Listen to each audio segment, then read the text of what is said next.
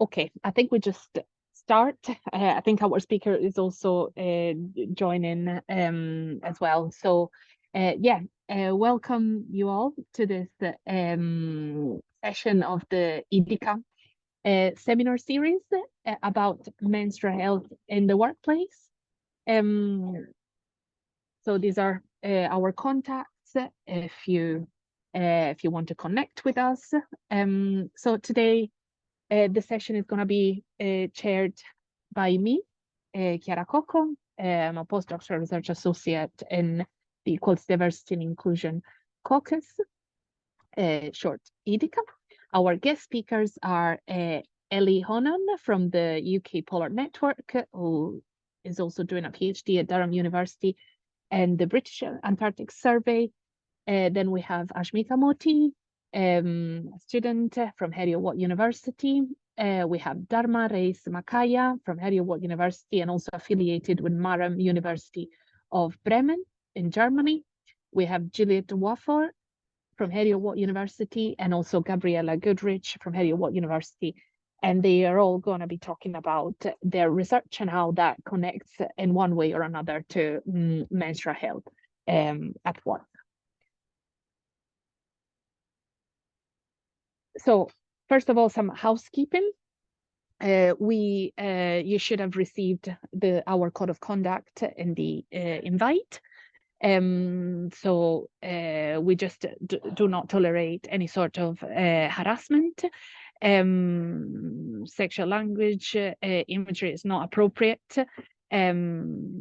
And every participant, whoever violates these rules, might be expelled from our events. So yeah, we really, although some topics and issues might be uncomfortable, contested, controversial,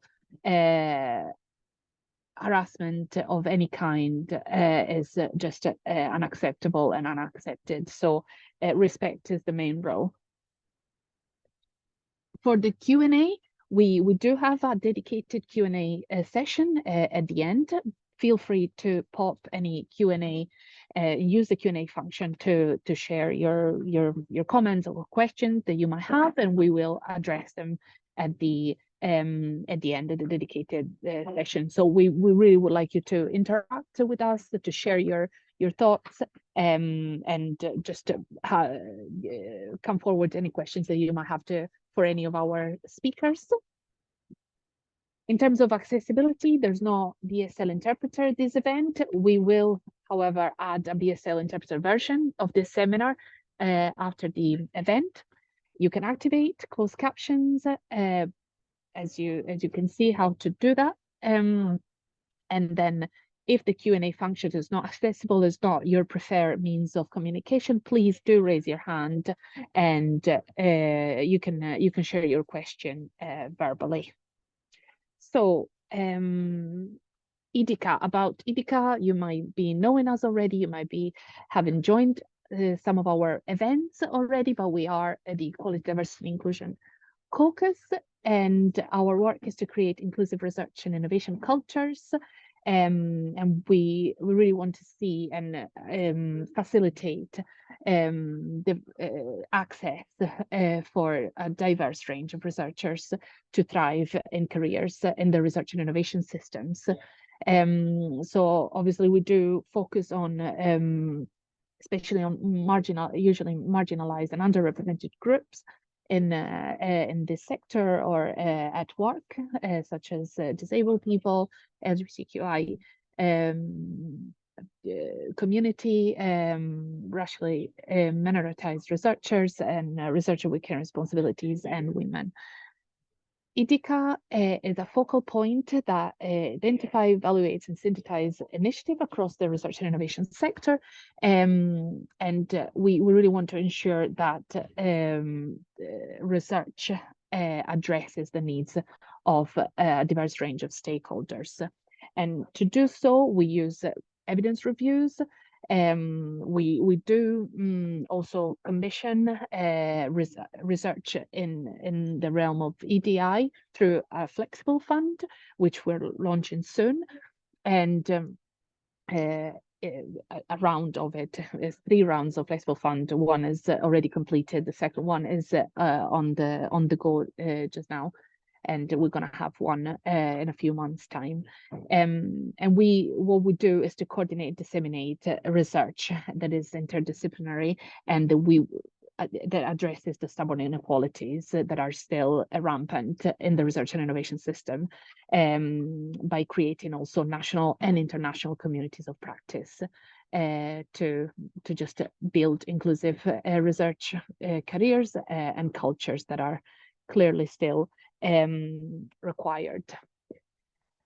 Well, we worked in different work streams, and the work stream that we're going to focus on today, and the one that I personally work in the most, is work stream 1, which is about the career life cycle. So we look at the relationships between key career events and life events. So career events such as recruitment, selection, promotion, and life events such as disability, perimenopause, care and responsibility, maternity, and neurodivergency, and so on. So we want, obviously, as according to our ethos and purpose, we really want to reduce barriers to inclusion across the whole career stages, and we want to obviously enable the access to careers for in the research and innovation ecosystem for all. Our main study focuses on looking at menstrual health and perimenopause in research and innovation workplaces. This study has been carried out through different stages. Our first stage was to look at the evidence. We found out, unsurprisingly, that menstrual health, perimenopause, menopause are still quite under-researched topics and poorly understood. There's much more research about menopause that there is in terms of periods and menstrual health, especially in the workplace context. There's also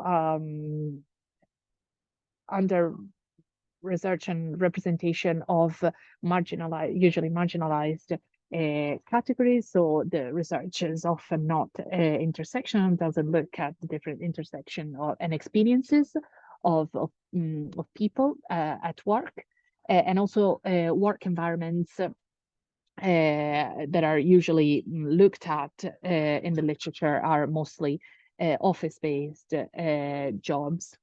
What we have done then to kind of fill these gaps was to conduct in-depth interviews. We have conducted 53, because I did do one just this morning, actually, and talking about the lived experiences of women who work in the research and innovation space, and the feature of the research and innovation ecosystem is that encompasses different a wide range of work environments. So the experiences of menstrual health, perimenopause managed in different work environments, spanning from offices, but also laboratories, remote work environments that today we're going to talk about that with a few of our speakers, and archives and fieldwork as well, because obviously we do look at the whole career from early career researchers, so PhD students who embark on fieldwork and also have to manage menstrual health periods and perimenopause as well. So we have conducted these interviews, we have spoken to people, and by analyzing these interviews and learning from these experiences, the next step is to co-design interventions to remove the barriers and the challenges that we have heard. So what we do is to work with different organizations that we call test sites, where we co-design interventions aimed at facilitating access, inclusion for people who menstruate in different work environments. These interventions are obviously take into account the different experiences of women, periods, problematic menstruation, including conditions such as endometriosis, heavy bleeding, polycystic ovary syndromes, as such. Perimenopause, the different experiences of menopause and perimenopause, who affect often mental health as well. And how that affects different jobs and activities to carry out. So we look at the various challenges and barriers in different environments. We look at also cultural differences in terms of like talking about and being open about these topics, which are still quite stigmatized and still considered as taboo. So how do we overcome that? How do we normalize the conversation around this in the workplaces? So we have different levels of intervention that works in different levels in the structure of work. So organizational level, departmental level, and individual level. So the different types of interventions might be, for example, given training and awareness around this topic to normalize the conversation, or it could be obviously in different spaces like laboratories, could be also in terms of like changing uniform to make them more breathable and more comfortable, and maybe change the color for leaking and to conceal blood, let's say, or there are other more in terms of policies that include menstrual health into absences, for example, HR systems that accommodate absences that are more related to periods, that could be 2 days a month, for example. So there are a lot of interventions that have been suggested in our study, and we're going to trial them and assess them and try to understand also who is responsible for implementing them, and look at the success of them. So we also carry out a feedback and assessment system so that we ensure that these interventions are actually responding to the needs of people across the research and innovation system. But now that's enough about me and our study, and our speakers are going to be talking and feeding into this conversation by giving practical examples of what they've been doing. So now I give the floor to Ellie Honan.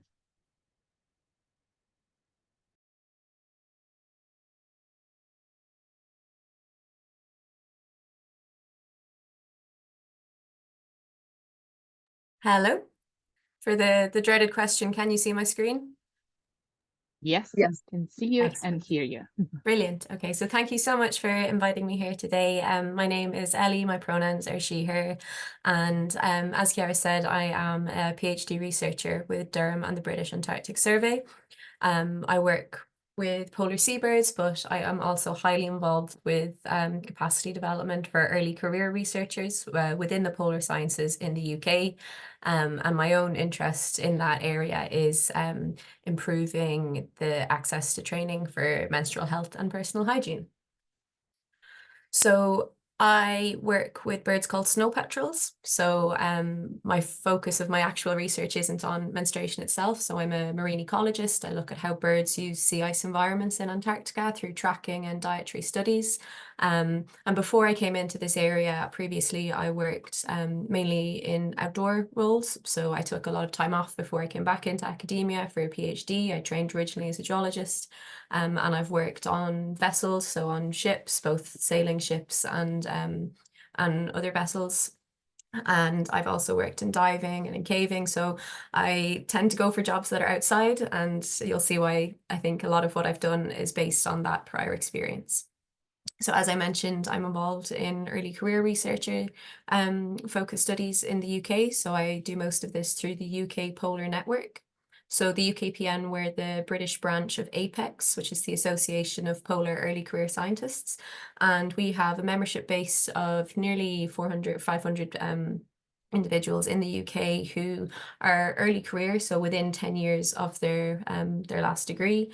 And we provide training, workshops, networking, it is in the name, as well as outreach opportunities for them. So do check us out. We have a website and a large social media presence if you'd like to look more into it.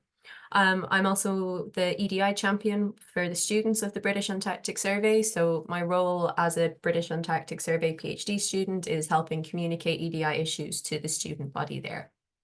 And as an extra thing to tag on at the end, what I'm about to talk to you today, I've recently founded a small company based on it called You Outside, which is all about improving access to practical advice on how to deal with periods and hygiene, personal hygiene when you're working in remote field environments. So as I said, I am a polar field worker, so I work in Alaska, in the Arctic, and in Antarctica. And these kind of environments come with really, really unique experiences and wonderful experiences, but also unique problems as well. So when I talk about remote environments through the rest of this presentation, what I'm meaning are environments for where you don't have access to normal toileting facilities. So this is things like you don't have access to running water for cleaning, you don't have access to flushing toilets, and a lot of the time even clean water for personal hygiene isn't an option either. So the motivation behind why I've organized a lot of these training is because although we like to sell the idea of fieldwork looking like this, everyone has that little idea of the polar hero when they think of Antarctic research. Most of the time, fieldwork in polar environments looks a bit more like this. It's pretty messy, it's cold, it can be smelly, you're not washing, and it is a really unique setting to live within. And it's one that it doesn't really have any analogues outside of its own environment.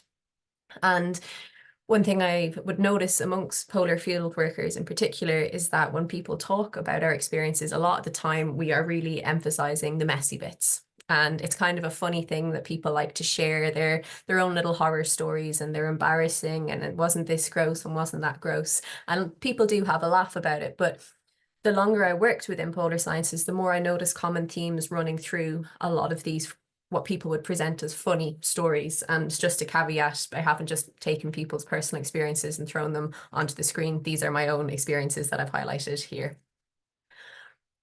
And if you look at these at face value, they can be quite funny, and they can seem a little bit unavoidable because you are working in such a strange environment. But if you look at these, a theme here is that these are issues of safety. And these are issues where correct training hasn't actually been provided. And as a result of that, people's personal safety and personal comfort are compromised as well. And although we might think of these as unavoidable in these kind of environments, they're really not. And we know that the more we talk about it and the more we train in advance, these experiences don't have to happen. And we can have a more comfortable field experience, and as a result, do better science when we're there, because that is why field workers go into these environments. But the question is why, although science has been happening in these environments for over a century now, it's why are these still an issue? And the reason for that is manifold, and it is complicated. But if you look at it in depth, and I'm going to focus more on Antarctica as a reason here, is that historically there's been hugely gendered barriers to working in these polar environments, especially in Antarctica. There's been some studies come out recently that have highlighted massive issues with the different polar organizations. So the Australian and the American Antarctic programs published studies which basically underlined how they were struggling to have the environment at their bases and in the field really a welcoming one for people who do menstruate. And also women have only been allowed overwinter in Antarctica since the late 90s. So I've been to Antarctica, I've worked in Antarctica. When I was born, women weren't allowed to go to Antarctica. One of my favorite quotes from this is that when we talked about introducing women into Antarctica, the recommendation was to do it gradually and in a managed manner. So if that's not a quote to boil your blood, I don't know what will.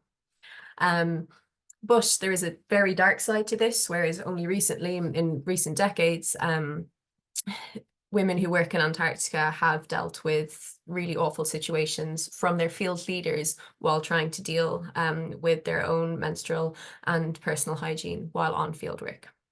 So there's a gendered barrier there. There's also a socioeconomic barrier there. I've always been very comfortable going to the bathroom in the fields, and it's never been a massive worry for me, but I know that's because that I was lucky enough to be able to be in Scouts as a child, which meant that my parents paid for me to go to Scouts and to experience working and living in the outdoors from a young age. And these opportunities aren't presented to people from different backgrounds, or be they cultural, gender, or socioeconomic. And there is a cultural barrier there as well, especially when it comes to toileting, where you aren't really having people from certain cultures used to discussing the aspects of menstruation and going to the bathroom, so peeing and pooing in quite as much depth as you would need to do so before you enter into these remote environments. So last summer, I put out a survey and I put it out through various networks where I had access to different polar scientists. So it went out through Apex. It also went out through an online group where we have like a Slack channel for women who work in polar environments. And I got some really wonderful responses back. And with this survey, I'm not trained as a social scientist. I'm very much a physical scientist. I was just looking for practical advice and practical experience from people who had lived this experience of dealing with their period or going to the bathroom when they've been in these remote environments. And I cannot emphasize how generous people were with their time, and they really took the time to fill out the survey in great depth and gave some really great advice on how they dealt with their menstruation, but also what they wish they had had prior training in, and sort of tips and tricks as well that they found as well. So a lot of these were kind of big sister questions, like how do you do this? How do you deal with that? Why don't you like this product? Why do you use this product? And the results did emphasize that this training doesn't really exist in great enough depth for people going into polar environments. So the majority of people hadn't received any training specific to menstruation before they went out onto their first fieldwork. And as a result of that, a lot of people didn't feel prepared whatsoever. And I can tell you now that going to Antarctica, going into Alaska, into the Arctic, these are very daunting experiences. They're wonderful experiences, and it is a massive honor to be able to do it, but it is really scary at times. And so the last thing you need is another issue weighing on you about, oh, how am I going to deal with going to the bathroom, or how am I going to deal with my period when I'm there as well. So again, from the survey, a lot of what I got was quite practical advice that people gave, how they wish that they had been given a bit more information on the logistics of dealing with stuff like menstrual cups, because when you're in polar environments, it's not just how you change a tampon or change your menstrual cup, it's where you do it and it's where you dispose of the waste, because a lot of these environments are protected in that you can't leave any human waste behind as well. So there's all these little caveats that come into dealing with your period and with going to the bathroom in polar environments that you wouldn't really have to think about in other environments themselves. So again, it's not just your own personal, like the act of changing it itself, it's where does the waste go, it's how do I stay safe and protected while I'm doing this and sheltered. And it's how do I make sure that I'm clean enough that I'm not introducing any infection or anything when I'm changing my menstrual hygiene products either. So yeah, the survey was really enlightening, and I'm so grateful for the people who did take the time to respond to it. So from this survey, what I started doing was developing workshops based on what people wish they knew, and putting together the advice that I got back in the survey, advice from my own experience, advice from looking at the small body of existing literature on how to best deal with periods and toileting when you're working in remote environments in the outdoors. And so I put this workshop together with massive support from the UK Polar Network. And it was delivered for the first time in Dartmoor last summer on a course called the Clean Planet Peninsula, which is a UK collaboration with the Clean Planet Group, where we were providing training for early career UK polar researchers who didn't have any previous fieldwork experience. So this is going back to people who hadn't got to go to Scouts, or I know in the UK it's the Duke of Edinburgh Award, people who hadn't got to do that. So we had about 20 of these students in Dartmoor, so that was our analogue for Antarctica, but it did rain a lot and it was pretty cold. Looking over the basics of how to pack tents, how to pack your rucksack, and then also this workshop on how to deal with your period and going to the bathroom when you are in these remote environments. We had some support from various companies like EDICa, which was great, and Shiwi. And the BBC got involved, which was lovely. So that really highlighted the work that we were doing, and we had some really positive responses from that, from both the participants and from people who saw us in the media. And also in a way that was almost validating, because it showed that it was necessary. I got some pushback from it, from primarily older male scientists questioning, was it really necessary? And I think comparing that to the feedback I got from the survey, where people were saying, thank you, this is really good, this is what we need, I wish I had this, it just emphasizes that gendered barrier is still there within the polar sciences. So that workshop is now something that I am running for various organizations that do send people out into remote environments. So if anyone's interested in learning more about that, I'm happy to chat more about it. But the main takeaway from all of this, from the survey, from the workshops, is that communication is the most important thing, and communication in advance of field work. So making sure that before you go into the field, the people that you are bringing into the field are aware of the different provisions and the different restrictions when it comes to menstrual hygiene and toileting in the field as well. And we really emphasize that it's the responsibility of the field leader as well as the individual to make sure that participants are aware of the logistics of that as well. And it also just creates a much better and more welcoming environment for field workers as well. So I am currently working with the British Antarctic Survey to put together some more guidance notes on their fieldwork. So they are the people who within the UK send people down south, so down to the South Pole, across multiple stations and into the deep field itself. And I'm also putting together guidance notes for a few other organizations. So if you think that you send people out into remote environments where they're not having access to normal toileting facilities, or if it's just something you'd like to know more about, do get in touch. My email is on the screen now, and that is the Instagram handle for an Instagram that was made last night. So there isn't anything up there yet, but I'm keen to develop it and to chat more to anyone who would like to know more or think they might be able to provide any more information. So thank you so much. Thank you, Ellie. That was brilliant and absolutely amazing. I'm looking forward to the discussion later on. Now we will go to Dharma. Okay, Dharma, please share your experience. We can see your slide. Just brilliant. Thank you, Chiara. Thank you for inviting me to talk about my experience in working in the ocean and in Los Andes, and long hours working in some of the high security laboratories that we have here in Edinburgh. I'm working as a full-time senior technician in paleoceanography and biogeochemist. I'm in love with the ocean, and you could see there in the photos that I'm like playing with mud that is coming from the ocean floor in front of Chile. And then since my undergraduate studies, I decided I wanted to become a scientist.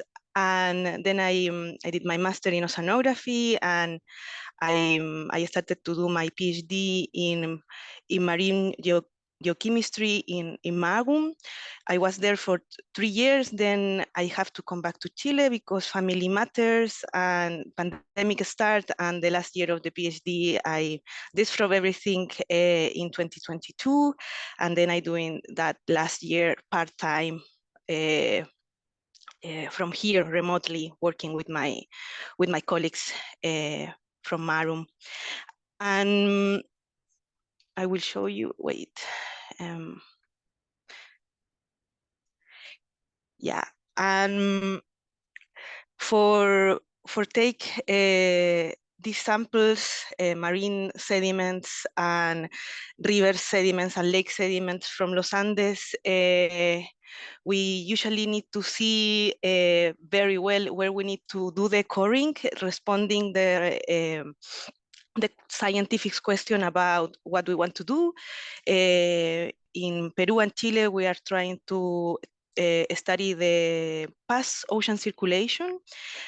And for that, we have a bunch of sediment core collected from many, many years, since 20 years ago, from my colleagues in Magum and some colleagues from the US and Japan.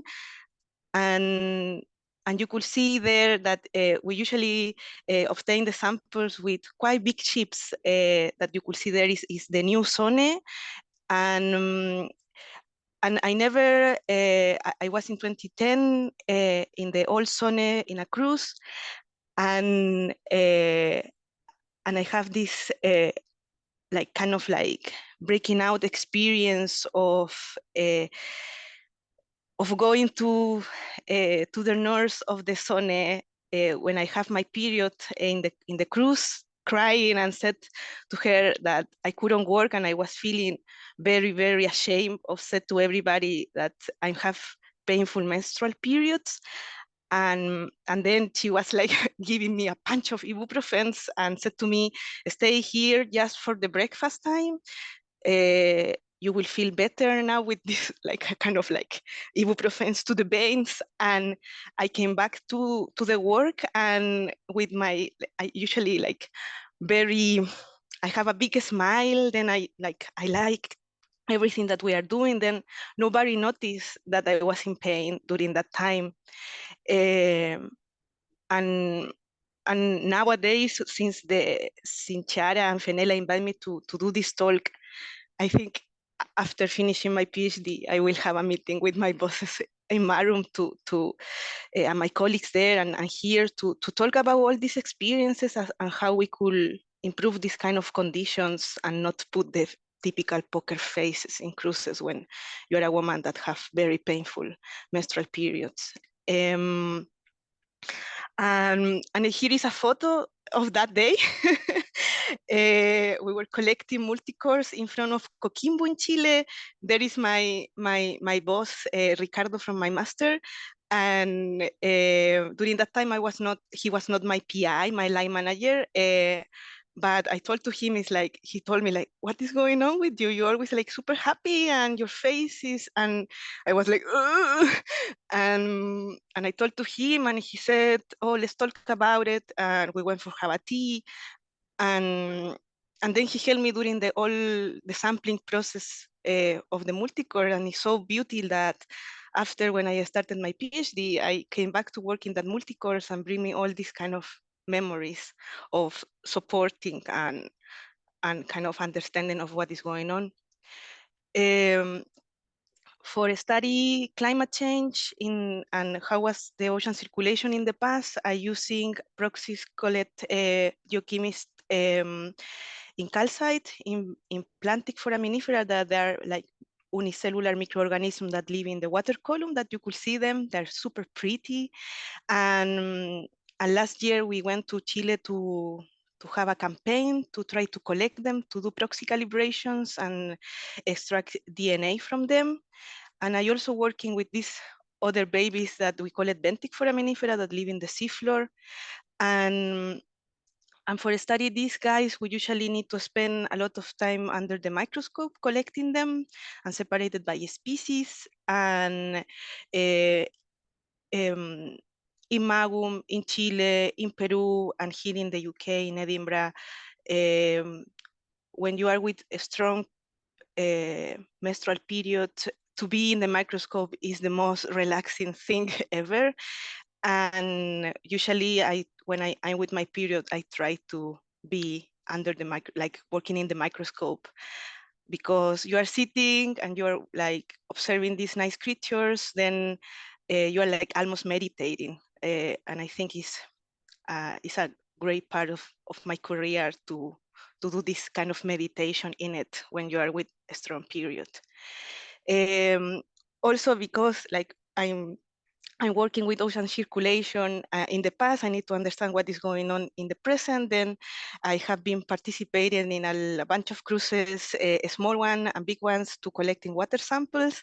This is a photo of myself in Peru in 2018, collecting samples. And 2 days before this cruise started, I started with my period, and I always like, it's like sometimes you couldn't escape that.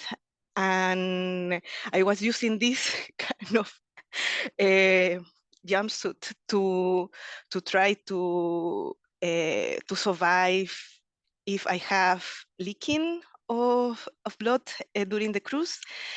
And some of my colleagues like make a lot of fun about that, because it's like, what, you're using that? And I was like, no, because I working with mercury chloride and I need to do a lot of bunch of stuff. I don't like, this was the premium stuff, but also I wanted to protect myself if some leaking was going on.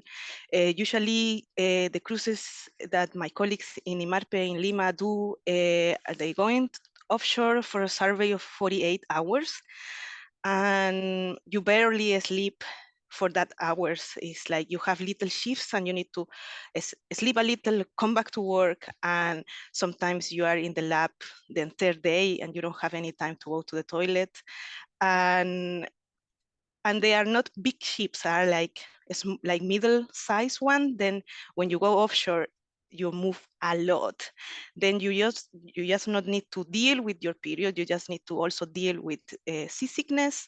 Then yeah, I said, okay, this is what I will do, and I went for it. One of the last chapter of my PhD is try to understand and calibrate redox trace elements in bulk sediments. And in 2019, when I froze my PhD, and then the pandemic started in 2020, I was like very sad because my dad passed away. This was the reason that I came back very suddenly to Chile, and took me almost 2 years to the grieving process. Then I started to see these nice satellite images, like pictures, and said, okay, if I wanted to calibrate these guys in a good way, could be I will need to take samples from the rivers in Chile that you could see there. Is a NASA photography from the region that we study nowadays with my colleagues in Marum and here in the Lyell Centre. And you could see that all these kind of veins that coming from Los Andes to the ocean, and you could see this kind of art, like clays that go to the ocean, and finally we could find their signature in the marine sediments. Then I have been, during all this time of grieving, I went with some of my colleagues from Conciencia Sur, that is an NGO in Chile that provide help to women in science. And we went like all together during the pandemic, voluntarily, to sampling different rivers, and we started to have connection with the communities that take care of these rivers. Then we started to work in something called community science for paleoceanography and marine science. And then you could see that also is like we work in remote areas. We have to collect samples sometimes where I need to be in the rivers for a lot of hours during the day. And luckily, during the periods that we did some of the samplings, the intense ones, I was not with my period. And but what I saw, that some of my colleagues were with their periods, and we didn't talk about it. After we knew each together for 1 week or 3 days, and then you could see that something is going on, and then as a as this group of women that do community science, we started to become like a pack and help each together and openly talk about how we could improve our working conditions as a woman in remote locations. And you could see there, like we are sampling, collecting water from Los Andes, and also we did a lot of outreach events, collecting and going with schools to Los Andes to help us to collecting samples. And yeah, there again with sediments from one of the rivers, collecting the stuff, and some outreach events. Then I define myself like a kind of multidisciplinary kind of senior technician PhD student. Sometimes everybody feel that I do too much, but I think if I don't keep my connection with people, trying to explain science, I think I will. It's something that is part of me, and I know that sometimes processes and as the PhD take more time, and yeah, we just need to go for it. And these are some examples of the big ships that you could see in the slide in the top left side, a middle-sized one. And you could see the other reality of working with fishing boats, as we have been doing since 2 years ago already. And the problem with the big ships, we have access to very good installation in terms of toilets, and in middle-sized ships you don't have nurse, but in the big ones as Polarstern, Sone, you have nurses that you could go and talk with them. But in the when you work with fisher boats that you rent, you need to go and accept the condition that they offer to you, and sometimes some of the boat doesn't have a door in the toilet, as you could see there in the photos.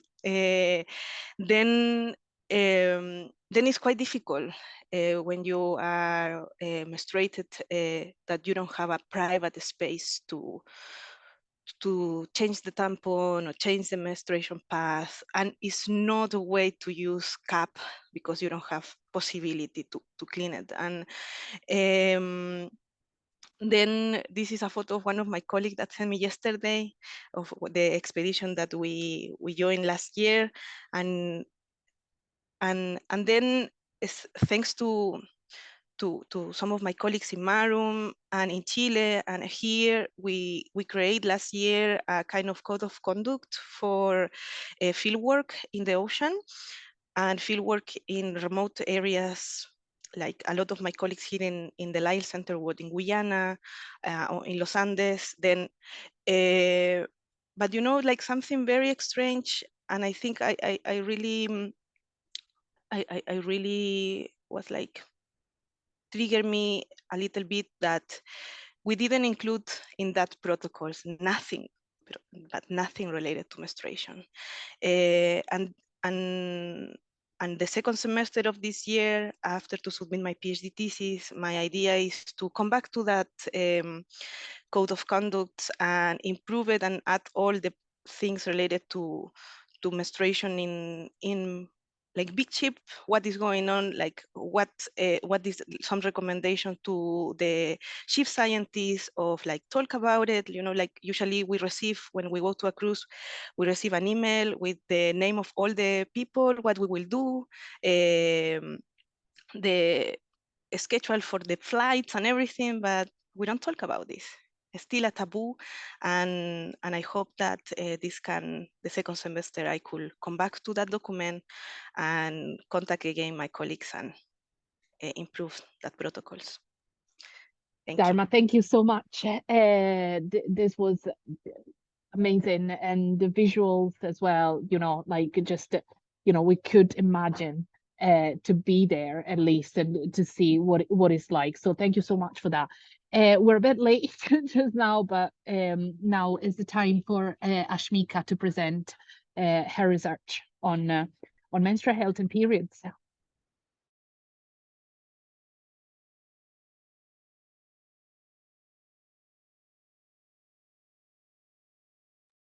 We see your desktop at the moment, Ashmika.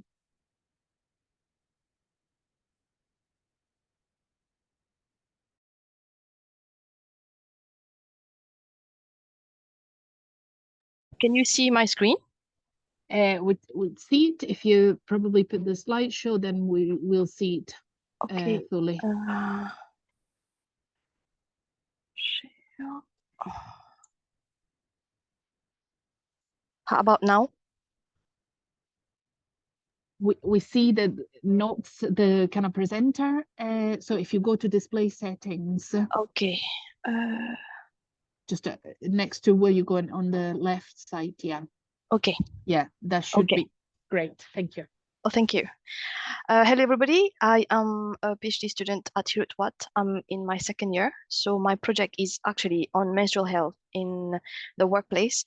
So I'm trying to understand experiences from women, understanding the relationship between problematic menstruation, treatment strategies, and employment experiences, particularly among women that work in remote areas like Ellie and Dharma. So I have had some challenges with my project. So I'll talk through it. And at the research stage that I am right now, I am writing my literature review.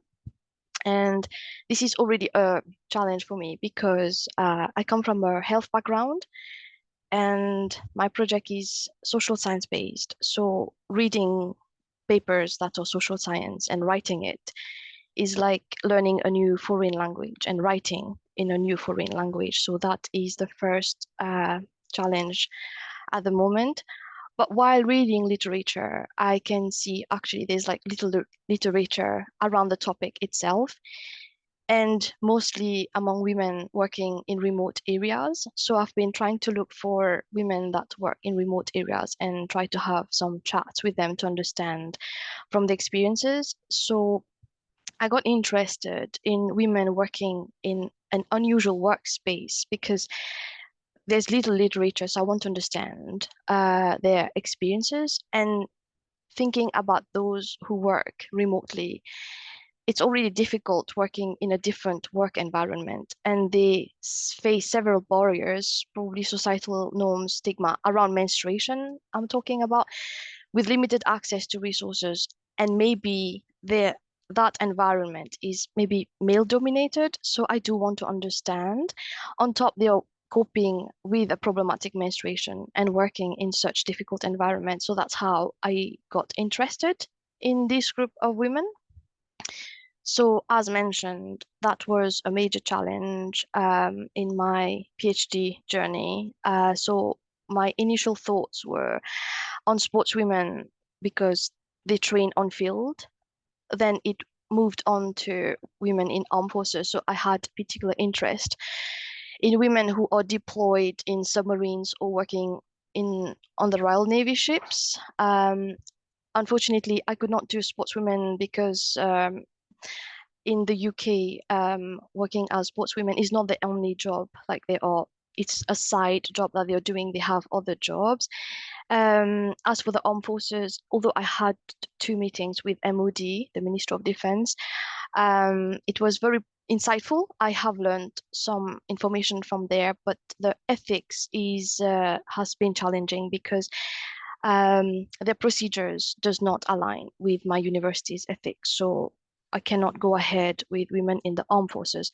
So right now I am thinking about women working in ocean vessels, going in Antarctic like Ellie or marine biologist.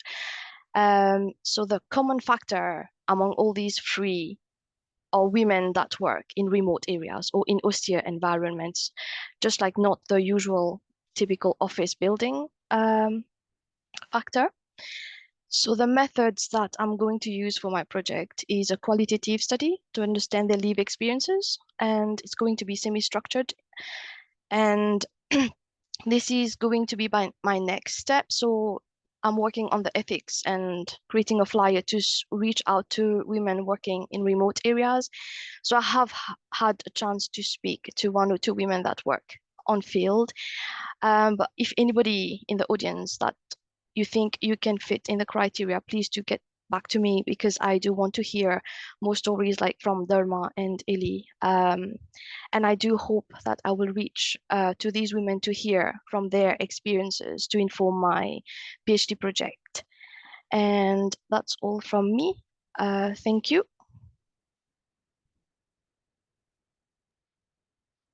Thank you so much, Ashmika. And this is great that you share your research process as well. And hopefully we can have a discussion today and you can get actually some good perspectives and data for your PhD.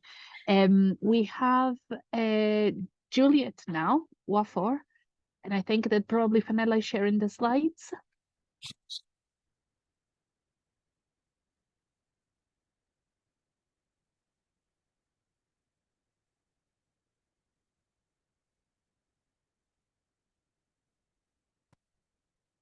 Hi everyone.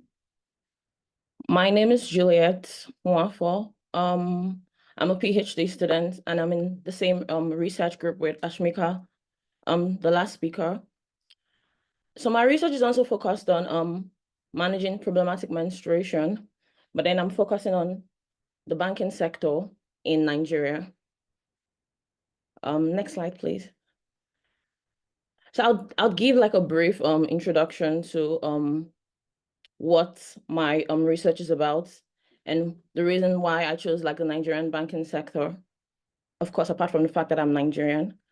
Then talk about the aims of my research and then the methods. Next slide, please. So first, I always want to talk about like the fact that menstruation is still an issue that affects women that make up over half of the working population. And in spite of that, it's still an issue that is shrouded in silence and being concealed.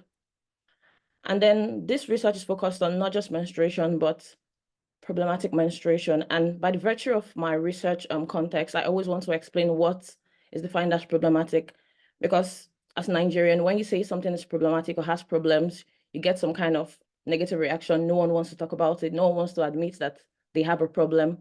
So I try to operationalize the term and talk about problematic menstruation to include gynecological issues, menstrual disorders, heavy bleeding, dysmenorrhea, PMS, or any kind of stress, be it maybe fatigue or any kind of discomfort that might come up during menstruation. And these issues are important because of the way that they intersect with other structural challenges that women face in employment. Next slide, please. Yeah, next slide. Thank you. So my research is focused in Nigeria, and I'm taking note of the fact that Nigeria is a multicultural society with over 250 ethnic groups. And it's also a patriarchal and a male-centered and male-dominated society. So the gender division of labor, gender discrimination and inequality is is ingrained across all social institutions, from the religious institutions to economic or even political institutions. Women are discriminated against. And this is not an exception. The employment sector is not an exception. And this also boils down to the Nigerian banking sector. Because while the sector is very lucrative and it's one of the biggest employers of labor, especially for young people in Nigeria, it's also historically a colonial construct. So banking in Nigeria is related to the colonial history of Nigeria, because the origin of banking can be traced to British colonialism and the introduction of British norms and British laws in Nigeria. And when banking started in Nigeria, it was a British construct, obviously, and this excluded women from this sector. So historically, women were not seen as qualified to be bankers. And if at all they worked in the banking sector, they worked as messengers, as clerical staff, or as secretaries at most. But in the past decade, and post-independence, the banking sector in Nigeria has undergone various restructuring and reforms, and this has seen more women being employed in this industry. But as more women are being employed in this industry, it doesn't imply that the norms or the policies are like made to take cognizance of the entry of more women. So these policies are still like centered, like they're still male-centered, and they do not take cognizance of the experiences of women as they go through like the life course from menstruation, maternity, and even menopause. So this study is taking cognizance of, one, the fact that Nigeria is historically a patriarchal society. Secondly, the banking sector is a product of colonialism. And lastly, the fact that more women we've seen the entry of more women into this sector, but then the sector hasn't undergone reforms that make policies that apply to women. Next slide, please. And then I go on to like talk about like the structure of the banking sector in Nigeria and the fact that it is a very lucrative sector, but it is also very competitive. And we have more women in this sector working as marketers, trying to increase the market share of the bank and get more customers. So they tend to work long hours, coupled with the rigid employment policies and lack of flexible work policies. And there's also a lack of inclusion of like work-life balance policies. And in addition to all the stress that women go through, they still have to engage in what research has called blood work. And blood work is just like additional labor that women engage in to like conceal blood, to prevent leakiness, because they have to still maintain some kind of menstrual etiquette as professionals, as banking professionals. At this stage of my research, I have like started my pilot study and just trying to recruit participants from the banking sector online, trying to have like brief conversations to just understand the structure of the banking sector and the fact that and the influence of the structure of this sector on how they manage menstruation, especially those with like problematic menstruation. So far in my interaction, contrary to like popular belief, the sector doesn't like run the 9-to-5 model, which is on paper. Many people I have like spoken to have to resume at work before 8 a.m. and stay back at work till about 8 p.m. to 9 p.m. And then I wonder how they are able to like manage the pain that they might feel or the discomfort that comes with managing problematic menstruation while working in the banking sector. Next slide, please. So far, I've just talked about my aim. I'm focusing on the lived experiences of women. I want to understand how they manage menstruation while working in the banking sector, how they navigate a banking career while managing gynecological conditions and like problematic menstruation. And then because I have done like a lot of research, I also like found that the last policy that even like focused on some kind of gender inequality in the workplace dates as back as 2006. There are no like recent policies that even talk about like supporting women or creating like a more inclusive work environment for women in the workplace. And even this policy has nothing to say about like menstrual health or how to support women that are like going through like menstrual disorder or any kind of like gynecological health condition that they may go through. And then because of like the sensitive nature of this research and how important it is, this study is going to be a qualitative study, and the focus will be on women's experiences. Just have like a conversation to get like an in-depth and a nuanced point of view, focusing on like the structure of the banking sector, how they cope and how they manage problematic menstruation. I will also look at the cultural aspect because I feel like it will be unsuitable to like take on a country like Nigeria with over 250 ethnic groups and not think of the influence of culture on how they manage menstruation. So in my study, I'm also looking at like pain management techniques. How do they manage pain? And from like the conversation that I've had with people, I know that they I had a conversation with someone that said she was once accused of faking pain. Meanwhile, she was faking like the lack of pain. So she was accused of like maybe over exaggerating the extent of the pain. And meanwhile, she said she was just trying to fake the fact that she doesn't feel pain. So she's trying to hide the pain. And in the midst of trying to hide the pain, she's still being like accused of exaggerating the pain. So I would take cognizance of the experiences of women, looking at their point of view. And then the ultimate aim is to like create recommendations for major stakeholders on how to create a more menstrual health inclusive workplace in Nigeria. So I have like gotten ethical approval for my research, and I've started recruiting participants online, but then I know that at some point in my research, I have to like travel back and have conversation with people, because I have come across like people that are not willing to like have like an online conversation. They would prefer like a face-to-face or an in-person conversation. So far so good. This is the extent I have gotten to in my research, and I'm hoping for like more valuable responses. And I'm open to like questions and contribution on how to like make this research better, or to get like a more holistic view of menstruation, especially in a country in the global south. Thank you very much.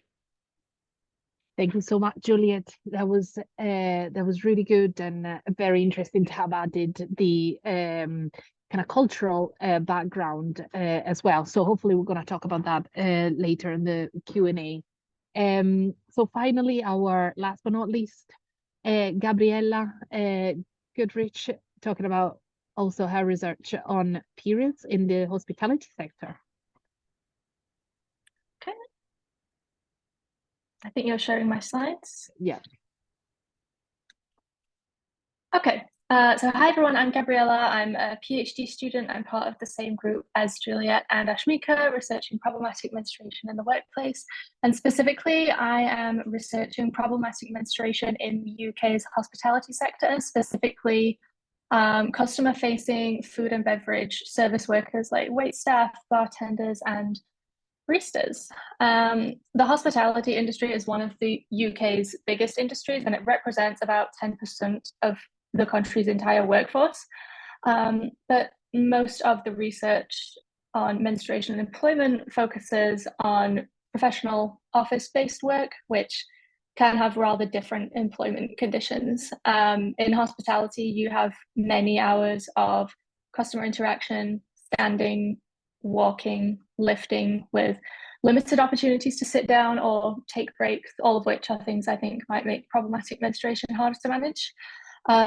Compared to those in other industries, hospitality service workers tend to have poorer psychological well-being, lower pay, longer hours, and compared to those in professional work, they're less likely to have fully paid sick days as well. The first stage of my research was to conduct a pilot study. I interviewed 4 women, all based in Scotland, aged between 22 and 25. They worked primarily as bartenders in bars, pubs, and hotels. And they worked a mixture of full and part-time, except for one participant who was full part-time. Full-time. Oh, she only worked full-time. Next slide, please.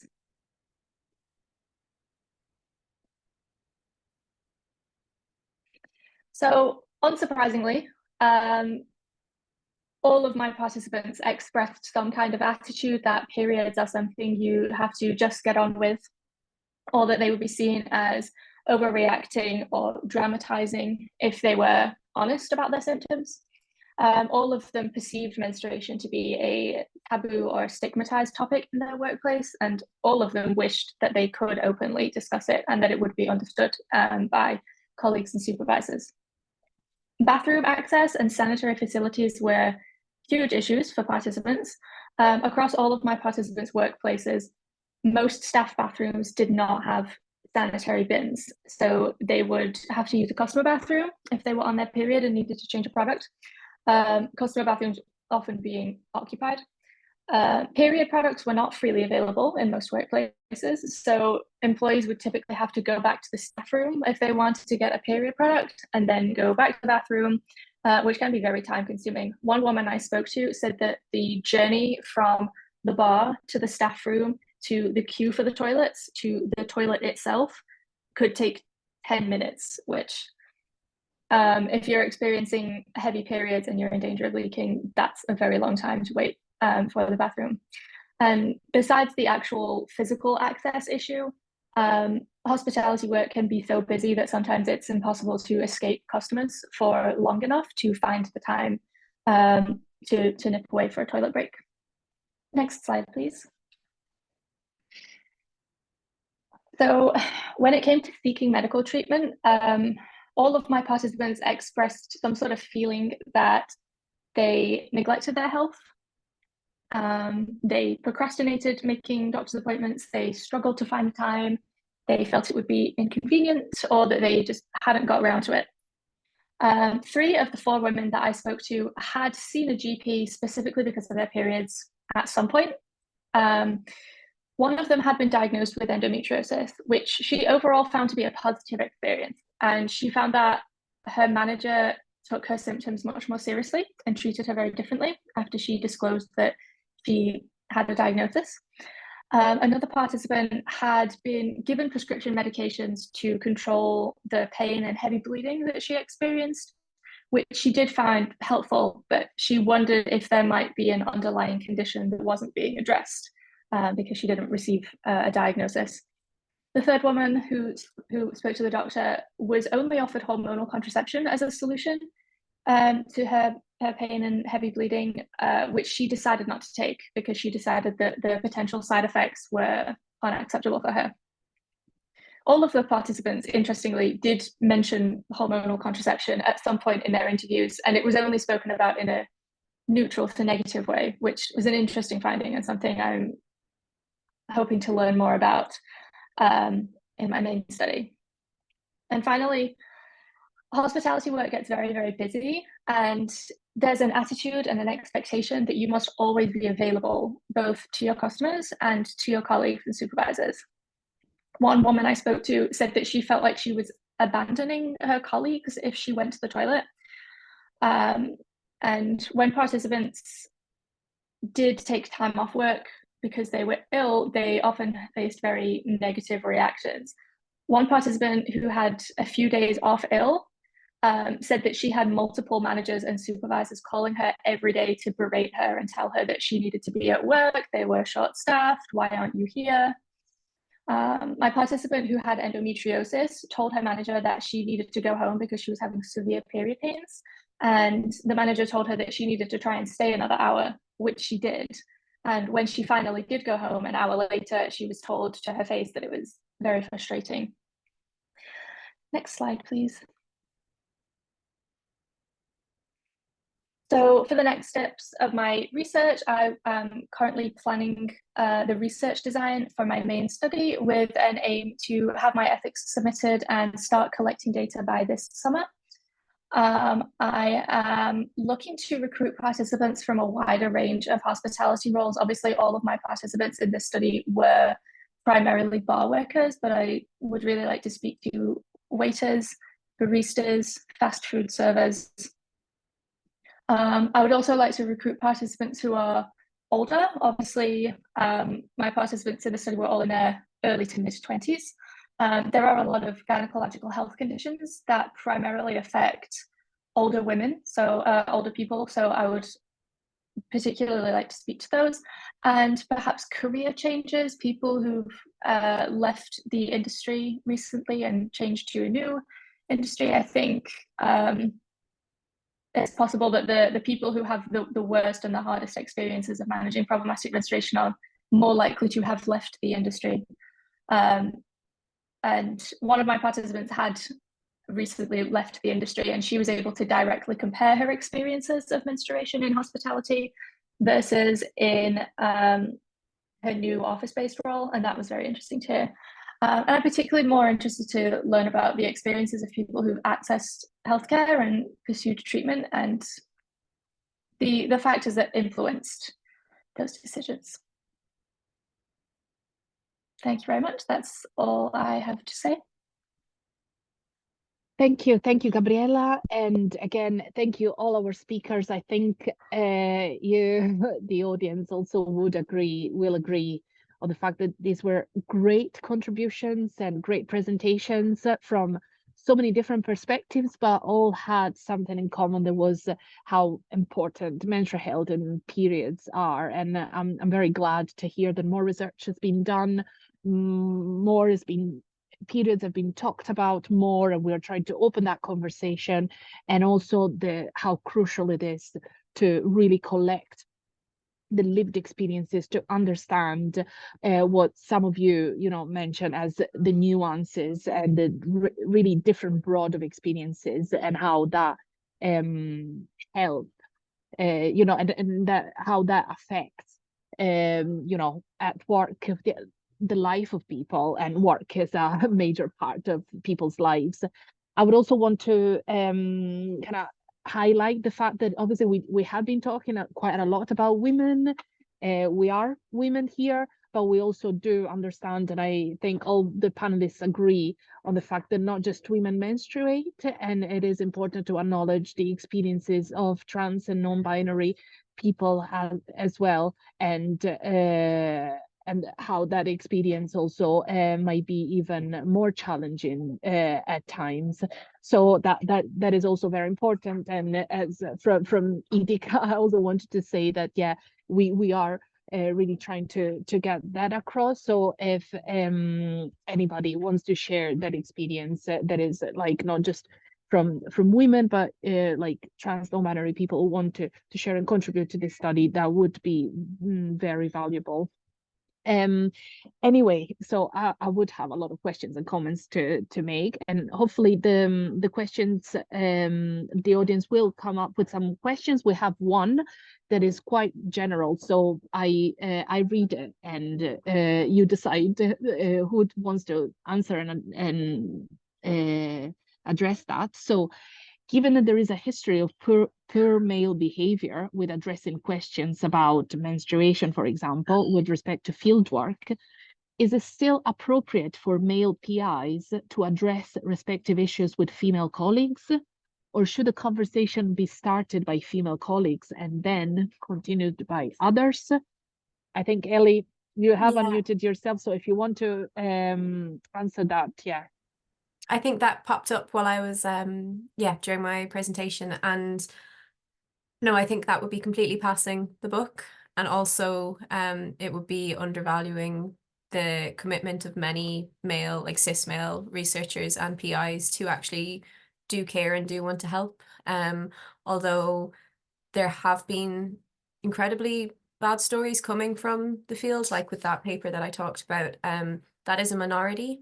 And although probably the bulk could do more, from my experience, I've met with male researchers from all career stages who've been really keen to know more.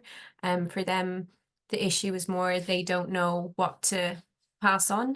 So I don't think they should get away with not having to start the conversations, but I think that a body of literature should be made more available for them, definitely. But no, I think we shouldn't, we definitely shouldn't be putting all of the responsibility onto female researchers to, or not just researchers, female field workers to provide this training. Like, I am very aware that I'm a female ECR who's had issues with menstruation in the past, who worked in polar environments, who's now providing the training. And one of my main motivations for doing that is because I didn't necessarily get it. I didn't mention in the seminar, but my first paid job working in the outdoors was 10 years ago, and I've been consistently working in the outdoors for 10 years. And in that time, I've had half an hour of formal training relating to toileting. So that's 30 minutes.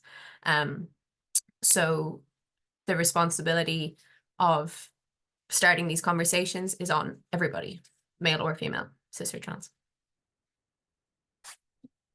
I definitely echo you, Ellie. Dharma, would you like to add anything as a field worker yourself? Yeah, I think it's important that across the universities, we could really promote that the code of conduct for fieldwork include this topic about menstruation and menopause. And we have been realized that in some universities and institutes doesn't exist. the document.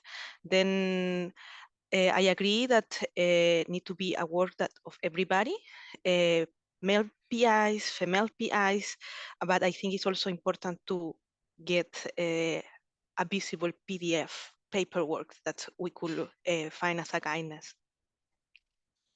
Thank you so much, Dharma. So we have two questions on the Q&A, and then we have a question that is going to be asked verbally. So first I read the question from Encarna. I'm sorry if that's pronounced incorrectly.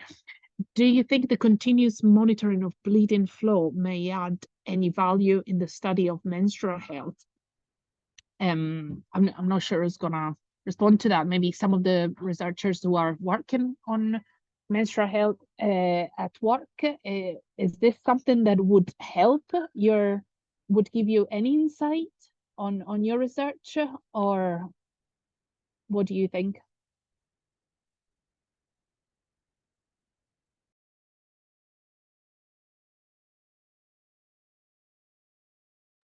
I think if what they mean is checking for how much someone bleeds throughout the course of their period, I think that is already a big factor in menstrual hygiene or menstruation studies. So, and we do know that it does vary throughout the cycle. But I might not have understood that question correctly. Yeah, I think yeah, exactly. I'm not sure how that relates. Obviously we talked about problematic menstruation as well, so we do also mean heavy bleeding, and that is something that do affect people at work, people who go on field work, and people at work in general. We heard about hospitality, for example, the hospitality sector as well, so that obviously is important. So yeah, in a sense that is, but in terms of like the person who's monitoring that, probably I would see it as another additional labor to have, and in terms of maybe even kind of justify, because somebody talked about, probably it was Juliet talking about, you know, people being told about faking pain, or, you know, putting a standard or a number or of how much you bleed or how much you are in pain, that might be, it's putting a metric on something that is so individual and personal, and you know, has a lot of nuances on how people might react. I don't know how that could be navigated, so I'm not sure if we answered your question, but please reach out if you want to add anything. Millie wanted to ask a question. Please go ahead, Millie.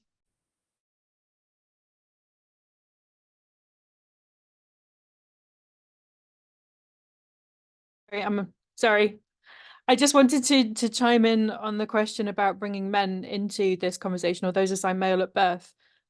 We've done a lot of training at CERC, and I know I've spoken to Ashmika and Chiara, but to me, bringing male field trip staff into this is essential, because whenever I deliver the training to undergraduate training courses, people who are taking undergraduates out into the field, this is an additional workload that falls onto young female ECRs that unanimously, I can see people nodding their heads, you will be taking spare pads, spare tampons with you, and you become secret keeper for those who have bled through their clothes and who do have menstrual issues that they don't want to talk about. And that reinforces the need for organizations that run field trips to insist that you take a female member of staff.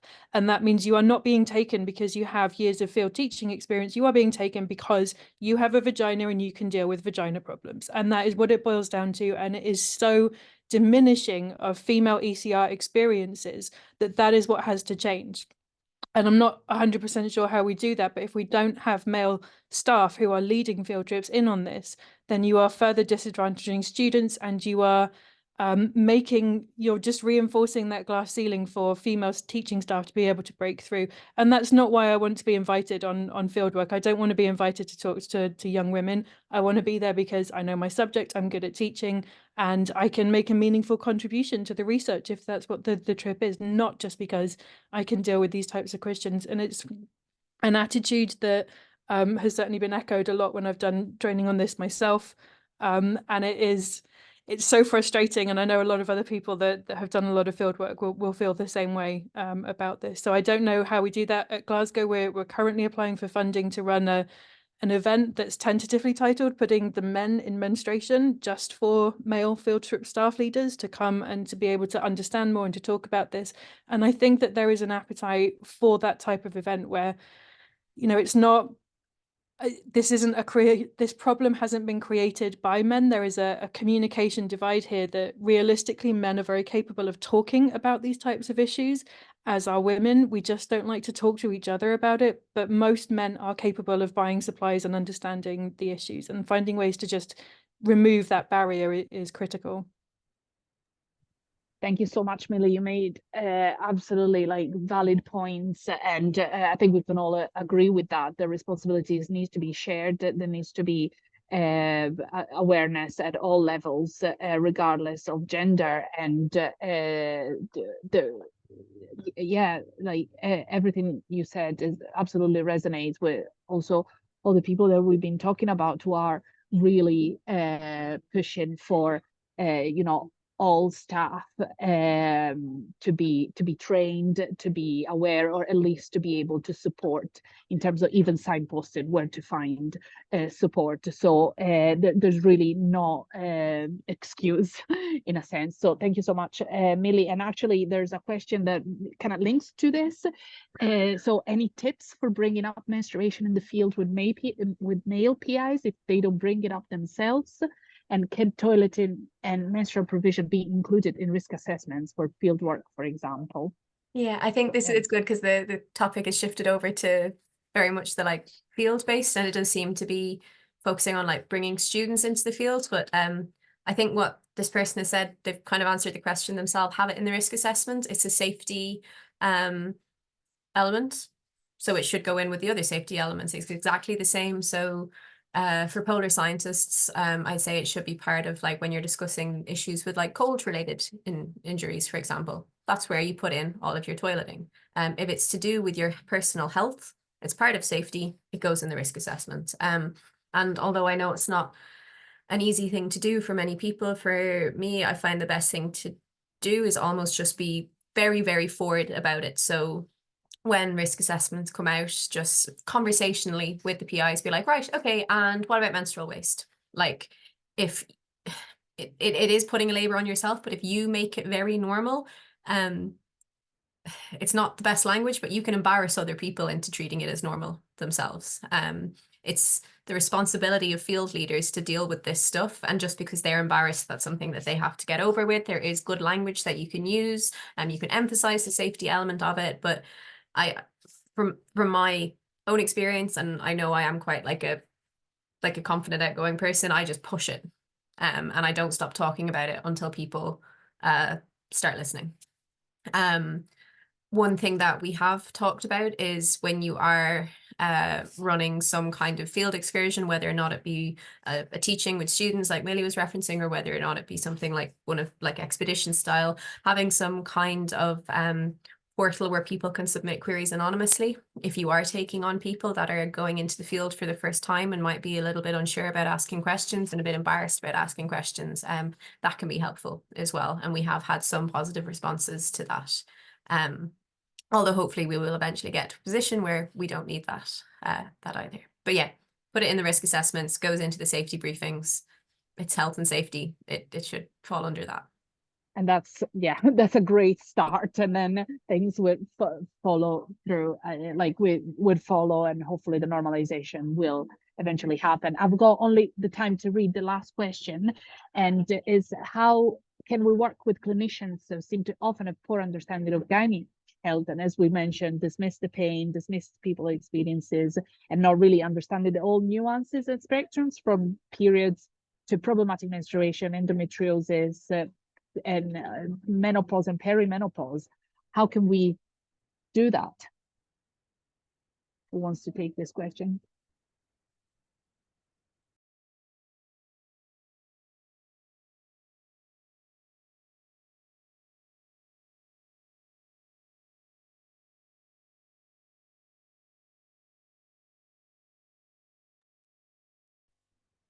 It is difficult one, because obviously it depends on the health system, I suppose. And you know, I think Ashmika made also a point of having the separation between sometimes the medical and the social.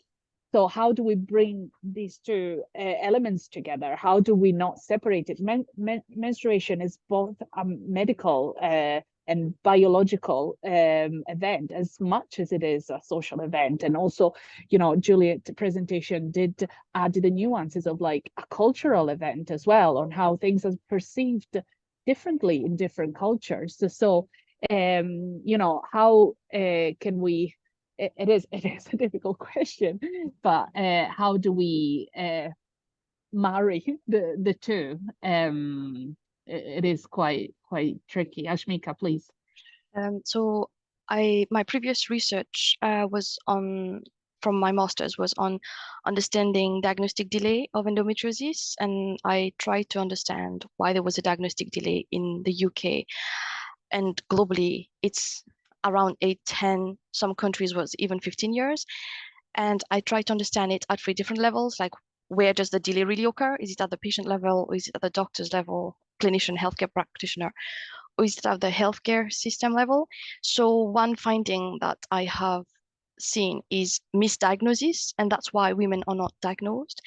So a lot of the gynecological problems, the symptoms overlap with a lot of other problems. So that's how they are misdiagnosed. So one of the proposed intervention or idea that I was reading through literature was to have a module or whole chapter covered on reproductive health in the guidelines of general practitioners, because, for example, in the UK, we go to the GP first before being referred. So already creating awareness and putting women's health as a big chapter or something core that the GP needs to understand is one of the ways. But this is a very tricky question, like how do we work with clinicians to tackle this problem? But this is just one of the findings that I have encountered. Thank you so much, Ashmika. That was actually a very good, interesting perspective and helpful. So I think that's what we're trying to do, and is one of also our aim as a EDICa and the menstrual health study in particular, to really bridge that gap in a sense of like disciplines and hopefully create that communication. Anyway, it's 31 past, so we're slightly late, but I think this is the active call for participants of our events and studies. So please share widely and participate if you if this is your case and your experience. Can I just Yeah. I just interrupt and say that we have just literally 3 minutes ago nailed our next seminar. So thank you to Kat Morgan, who is working to try and get our panelists secured. So this one's going to be on peer review bias. It's a report that we have been working on for quite some time and we'll be able to share publicly. And we've got Professor Mustafa Alspavin, and we've got Dr. Emily Kumbethan. And we are going to have Dr. Kat Morgan sharing the peer review bias. So I put the link into the chat. This will come out through our network and our social medias as soon as possible. So thank you so much to our panelists. That was excellent. The recording will be caption corrected and then shared on our website so that people can look again. There is a lot of information in those slides, and we would like this to be shared as widely as possible. Thank you all so much. Thank you, the speakers. Thank you, the audience. And yeah, let's keep up the good work. Thanks, everyone. Bye, all. Bye.